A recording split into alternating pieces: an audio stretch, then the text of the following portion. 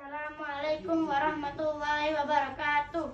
Nama saya Fir'aun Nabari dari kelas 5A. Saya akan mengerjakan tugas IPA dari Ustazah Zahra, yaitu tentang penyakit gigi, lambung, dan perut. Yang pertama, gingivitis atau radang gusi atau gusi bengkak. Penyebab penyakit ini adalah adanya karang gigi atau plak yang menumpuk di perbatasan dengan tepi gusi. Infeksi dapat terjadinya banyak bakteri di sekitar plak atau karang gigi. Faktor penyebabnya antara lain jarang membersihkan gigi, menggunakan sikat gigi kurang sesuai, gosok gigi terlalu kuat, kurang asupan vitamin, dan kebiasaan merokok. Cara pengobatannya adalah 1. Sikat gigi dua kali sehari atau lebih baik lagi setiap setelah makan. Kedua, gunakan sikat gigi lembut dan gantilah setidaknya 3 hingga 4 bulan. 3. Menambah asupan vitamin. Yang kedua, gigi hipersensitif ditandai dengan ngilu pada gigi dan nyeri dikarenakan enamel atau lapisan terluar gigi rusak, sehingga dentin atau lapisan tengah gigi tidak memiliki pelindung lagi. Faktor pemicu penyakit ini dikarenakan sering makan atau minum yang dingin, panas, manis, dan asam, atau sering melakukan pemutihan gigi, menumpukan karang gigi, dan bertambah tuanya seorang. Cara pengobatannya: 1.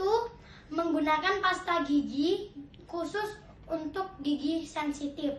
Kedua, memilih sikat gigi dengan bulu sikat yang lembut. 3. Menggunakan obat kumur yang bebas alkohol menyikat gigi secara perlahan. Ketiga, abses gusi adalah di mana gusi mengeluarkan nanah pada bagian gusi yang terinfeksi. Penyakit ini disebabkan oleh infeksi bakteri di dalam mulut akibat jarang menyikat gigi dan kebiasaan merokok. Cara pengobatannya: 1. Mengeringkan abses. 2. Membuat kanal. 3. Pemberian antibiotik. 4. Mencabut gigi. 5. Operasi. 5. Karies gigi merupakan jenis infeksi yang disebabkan plak dan bakteri dari sisa-sisa makanan yang menempel di permukaan gigi sehingga mengikis enamel atau lapisan terluar gigi yang mengakibatkan lubang pada gigi. Penyakit ini jika tidak disegera diobati dengan benar bisa mengakibatkan gigi nyeri, gigi ngilu, gigi tanggal, serta memicu penyakit berbahaya lainnya yang menyebabkan kematian. Cara pengobatannya: perawatan fluorid profesional mengandung lebih banyak fluorid daripada yang ada di pasta gigi dan obat kumur biasa. 3. Tambal gigi. 2. Tambal gigi. 3. Mahkota gigi. Keenam, tumor gigi. Tumor gigi merupakan pertumbuhan daging seperti parasit yang membuat gigi dan mulut jadi rusak. Faktor penyebabnya antara lain mencabut gigi secara sembarang atau bukan secara alat yang tepat, virus yang berkembang terlalu banyak dan cepat, jaringan sekitar gigi, serta kurang terjaga dan kebersihan mulut. Cara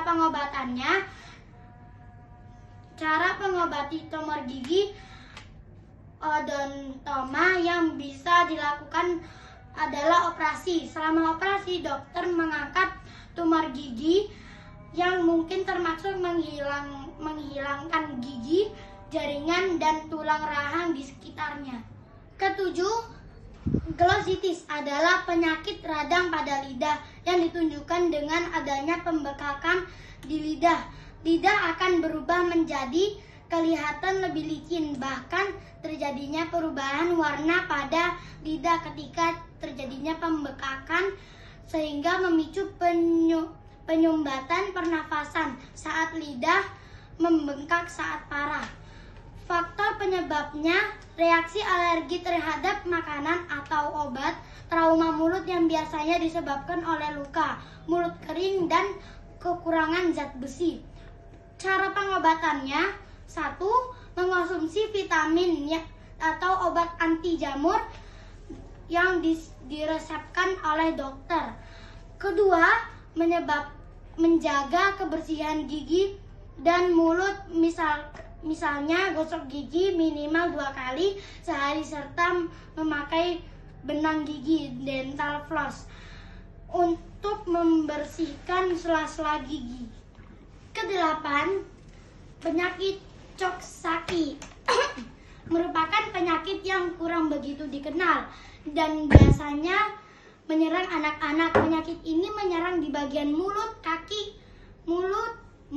kaki, tangan, dan ditandai dengan munculnya ruam di bagian gusi dan lidah. Penyakit ini akan timbul di bagian telapak tangan, telapak kaki,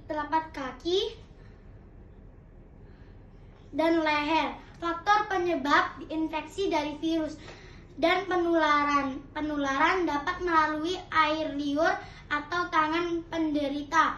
Bila anak sampai mengalami mata basah, kemerahan, kejang, dan juga disertai muntah dan demam tinggi, segera bawa ke dokter. Cara pengobatannya: 1. Mengonsumsi acetaminophen atau ibuprofen. Kedua, jika muncul gejala infeksi yang lebih serius, perawatan medis harus segera dilakukan. Oke, kita lanjut ke penyakit perut, lambung, dan usus. Yang pertama-tama adalah esofagitis. Esofagitis adalah peradangan pada lapisan kerongkongan. Esofagitis menimbulkan rasa sakit dan kesulitan saat menelan, serta rasa perih di dada. Lamanya penyembuhan esofagitis tergantung dan penyebabnya dan kelembapannya tubuh penderita. Penyebab esofagitis adalah refluks, naiknya asam lambung ke kerongkongan, alergi makan, dan infeksi bakteri. Cara pengobatannya adalah: 1. Meresepkan obat penetral asam lambung seperti antasida, omeprazol, dan lanoprazol. Kedua, memberikan obat kortikosteroid seperti fluticasone dan budesonide. Ketiga, meresepkan obat antibiotik, antivirus, anti jamur tergantung pada jenis penyebab infeksi.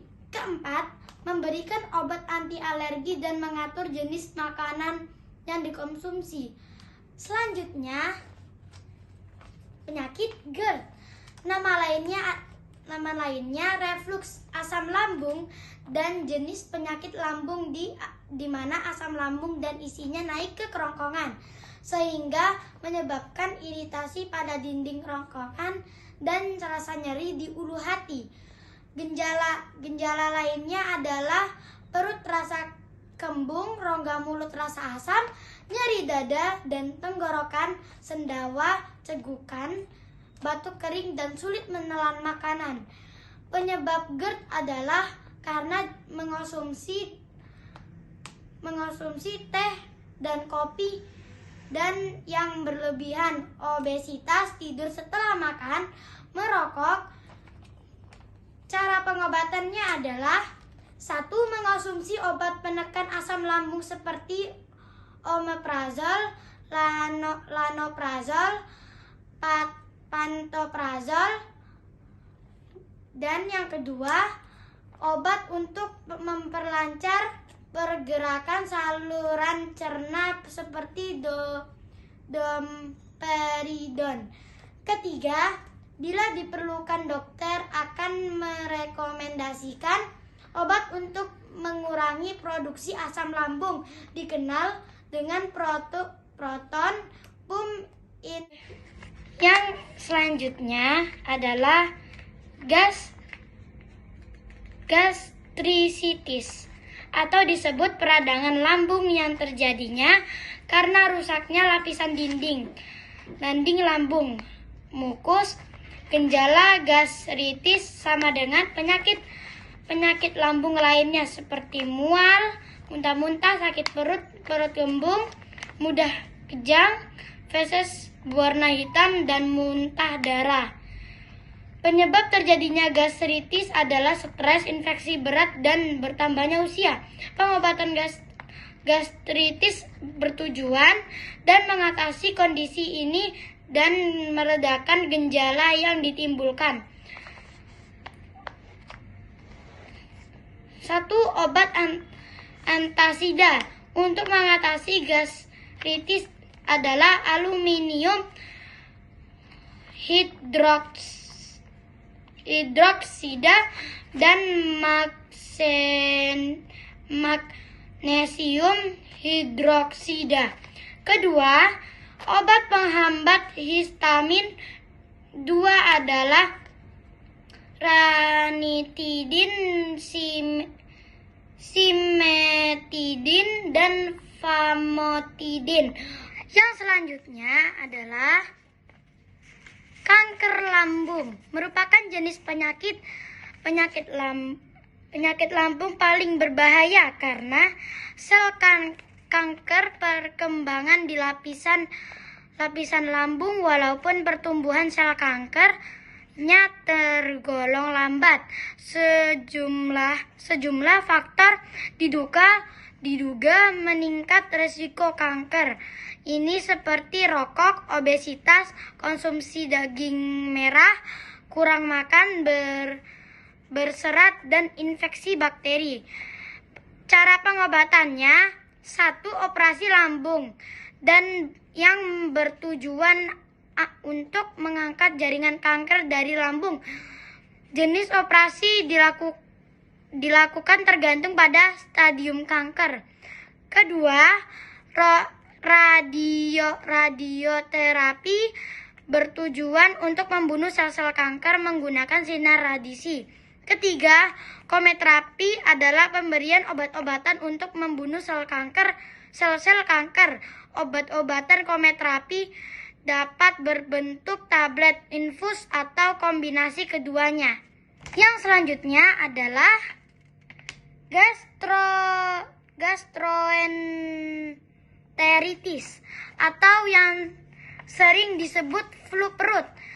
Penyakit ini disebabkan oleh infeksi bakteri atau virus dan mengakibatkan lambung mengalami peradangan. Penyebab utama di antara konsumsi makanan yang tidak higienis, air yang terkontaminasi, dan kontak dengan penderita. Pengobatan metode penanganan utama gastroenteritis adalah memperbanyak minum air putih dan mengonsumsi makanan bernutrisi. Penderita dilanjurkan untuk makan malam porsi yang lebih sedikit tetapi lebih sering. Yang selanjutnya adalah demam tifoid, dikenal juga dengan sebutan tipes atau tifus, yang disebabkan oleh bakteri Salmonella typhi atau Salmonella paratyphi.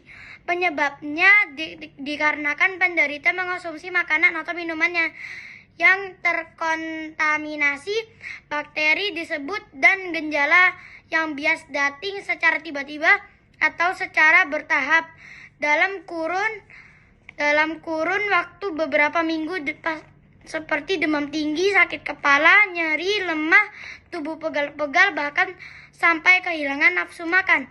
Cara pengobatannya dengan segera memberikan terapi obat antibiotik. Selain itu, berikan juga obat penurun demam. Yang selanjutnya adalah diare. Diare merupakan penyakit buang air secara terus-menerus dengan feses berbentuk cair dan sudah lebih dari 3 kali selama 24 jam. Biasanya diare terjadi akibat makan dan minuman terkontaminasi virus atau parasit. Gejala yang paling sering dirasakan penderita diare antara lain perut terasa mules, tinjar, encer, pusing, lemah, dan dehidrasi. Cara pengobatannya adalah meminum oralit agar tidak kekurangan cairan. Selanjutnya adalah sembelit atau yang disebut konstipasi, merupakan gangguan sulit buang air besar dikarenakan feses keras. Gejala konstipasi adalah bila kita buang air besar kurang dari 3 kali dalam seminggu. Penyebab adalah stres, kurang makan sayur dan buah, kurang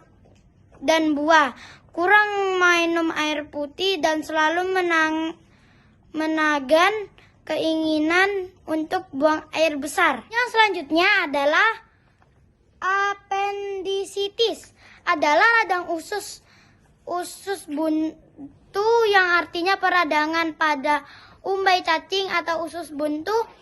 Gejala usus buntu antara lain nyeri pada perut bagian kanan bawah disertai mual dan muntah, badan terasa tidak enak dan meriang serta nyeri terus menerus. Rasa nyeri akan bertambah kuat ketika kita berjalan.